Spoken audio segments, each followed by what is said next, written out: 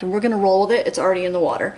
Hi, today we're going to stain some paper and you'll never believe what we're going to use. And I'm Melody. Welcome to my channel Making Melody Crafts. Before we get started, hit that subscribe button and hit that thumbs up button if you like this video. That way you'll hopefully be notified of any content that I have coming up.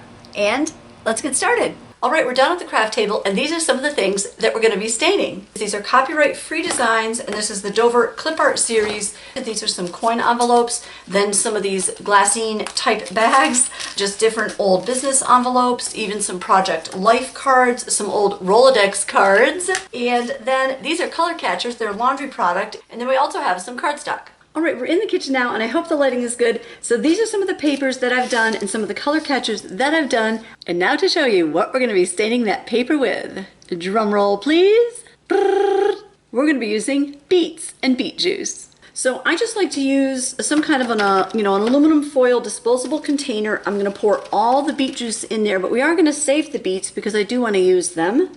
This is about, I would guess, a cup. And I'm going to add some water to that. We want to have about, I'd say, an inch of water in whatever container that you choose to use. And I'm going to add in another mug full of water. All right, now I'm going to turn on my oven to, let's try 250. You want a really low temperature. And anytime you're doing this, anytime you're using paper and you're heating paper, use caution, check it frequently. I would check it every 2 to 5 minutes and do this at your own risk. I recommend purchasing the type of beets where the ingredients are just beets, water, and salt. If there's sugar in the liquid that you're using, it's going to get into the paper. I don't want to attract any bugs or ants by having sugar in the paper. That's just me. This is one of the pans that I'm going to be using, and they're just one of these disposable pans. And then we're going to get that cool texture that's in here in the paper. And now I'm going to go ahead and roll back the sleeves of my thumb sweater, just so I don't have that completely covered in beet juice. And I think I'll take my rings off as well, just so that I don't get that in there. The longer you leave any of this paper in, the darker it's going to be. So if you want a darker color and not just a light pink, if all you want is a light pink, you could just kind of put it in, take it out, and quickly get it onto a sheet. If the paper that you're using is thin, you don't want to leave it here too long. You want to get it out quickly because the water definitely, breaks down those papers and makes them pretty fragile. Look how that just soaked up that color. Isn't that beautiful? If you want to leave it for, 5 minutes, that's great because any area where the water pools, you're going to get a darker image in that area. I like to use pans that I don't use for cooking food, either the pan that I'm soaking them or staining them in, or the pans that I'm going to put them in the oven. And then I just lay them like that. You can put them on top of each other, but I like doing it this way because I really want them to dry quickly. I'm going to leave that envelope a little bit longer. The larger the piece of paper, the easier it is to have areas where it's going to pool. You can even see with this old Rolodex cards, if you remember Rolodex cards, there's different areas where it will still pool. And if you wanted to do that more, just wrinkle it a little bit and put it back in. It does rip easily, so anytime you do that, there is a risk. Now I want to put in one of these bags from the drugstore, and let's see what happens. Let's see what kind of cool color we get. Oh, my oven's all heated up. Did you hear the beep? So it's already at 250. So now let's go ahead and get out. How about the Project Life card? Because that really soaked up that color well. Any side that you put down on this surface, that's going to be the image that you get. So whatever the pans have that you're using, you're going to get that texture in there. So I would like that texture, I think, on this side. So I'm going to lay that down and just see what we get. So now I just wrinkled this and left some water on it, just a little bit. I'm going to leave it there when I put it in the oven and just see what happens to that. And this is what we have so far, so that's how I've got them arranged on there. Oh my gosh, look at the water that it's holding right in there. Can you see that? That's pretty cool, right? That's actually inside the envelope, so let's let that liquid out. Woo! So now, as you can see, the glue has let go, so the envelope is just like that, but once it dries, we can glue that shut again. And now, let's get them in the oven.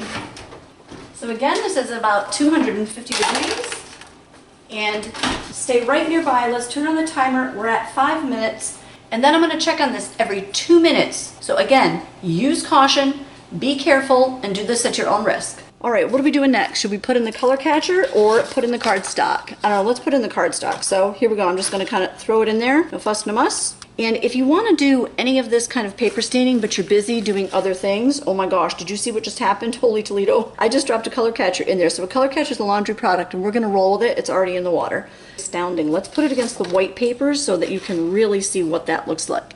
I mean, check that out. It is so cool.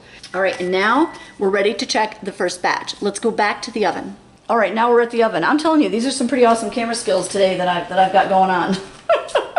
This has been in here for 5 minutes. Now let's open it up and see what we've got. This is definitely dry, so that's wonderful. Oh yeah, that's totally dry. And this is one of the best sounds in the world. Are you ready? Oh, check out the cool pattern on that. Can you see it? All right, here's our color catcher. My gosh, it's such a gorgeous plum color, isn't it? So I'm gonna lay that down on here, pushing it right into that texture on here, and it's gonna have an awesome pattern, an awesome texture on it. All right, I started it again, and we're only gonna put it on for 2 minutes this time. Another one of the greatest sounds ever. It just sounds so cool. Now, I have had this in here way too long. Let's see what happens. So it might totally fall apart.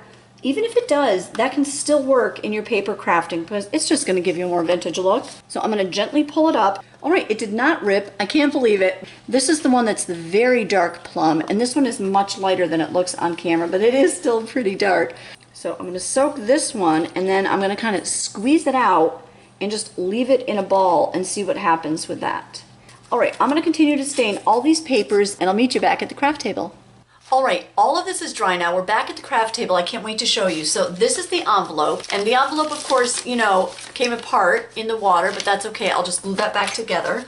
These are the color catchers. Then the little Rolodex cards. Look at that. Aren't they awesome? Check this out. You can see where the Rolodex cards were on here. And then it left that great pattern once I removed it. And then this one came out really cool as well. Here's the coin envelopes. I really like how they came out. And interestingly enough, these are vintage. This glue did not come out in the water, so I can't believe that. It stuck together. I don't know, they must have glued things better in the 90s. Maybe that was it, because that's when those are from. And then here's one of these bags that's kind of like a, you know, glassine bag. And then the Project Life card, that looks really cute. So I love how the pattern is on there. And I really wanted to get it more on the back, but it's really faint, but that's okay. If I want to get more texture on the back, I could always run it through my Big Shot with a little texture folder. And then this is the one that I really want you to see because it's just so cool. I have not removed these yet, so we get to do this together and see the pattern on there. Oh my gosh, I love it. And so I wanted them to overlap like that, so it looks like something aged that way. Really, really neat. So this color, this pinks and reds, some plum colors, really fun for Valentine's Day or Christmas, anything like that, where you just want some, you know, pink or red paper. This bag did not grab, this is one from Walmart, and this like pharmacy bag did not grab the color quite as much as the one from Rite Aid. I don't know why, but that's just how it came out. There's more color catchers, and then here's more of those Rolodex cards, and they all look different, you know, there's no two exactly alike. And now this one's a little bit different, and I like how that looks. I just think it's so much fun. And if you had some fun or learned something, please subscribe. It's free, and I'll catch you later.